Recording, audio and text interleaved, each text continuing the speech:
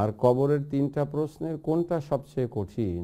আল্লাহ যদি সাহায্য করেন তাহলে একটাও কঠিন না, আর আল্লাহ সাহায্য না করলে 3টার সবগুলোই কঠিন।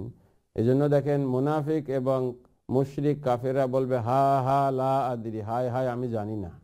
আর মুমিন যারা থাকবে, সালেহ যারা থাকবে, তারা রাদিতু বিল্লাহি রাব্বা ওয়া বিল ইসলামি দীনা ওয়া বি মুহাম্মাদিন সাল্লাল্লাহু আলাইহি ওয়াসাল্লাম নাবিয়ান ওয়া রাসূলা, এটা বলে ফেলবে তারা। এই জন্য আপনার কোনটা বেশি কঠিন এভাবে বলা যায় না, আল্লাহর সাহায্য থাকলে একটাও কঠিন না, আর দুর্ভাগ্য হয়ে গেলে পরে সবগুলোই কঠিন। এই হলো আমি আপনাকে কুইকলি যেটা বলবো। ডক্টর সাহেব, দেখি উস্তাদ যদি কোনো কোশ্চেনের ব্যাপারে কোনো কিছু অ্যাড করতে চান তাহলে করতে পারেন। না, ঠিক আছে, আলহামদুলিল্লাহ, অনেক কথাই এসে গেছে। মেরাজের উপরে আলোচনা করতে গেলে তো দীর্ঘ সময় আলোচনা করার দরকার, এবং তারপরে রেজাল্ট কি এই সেই। তো সংক্ষেপে খুব চমৎকার উপস্থাপনা হয়েছে। থ্যাংক ইউ ভেরি মাচ, শুকরান। বারাকাল্লাহু ফিক।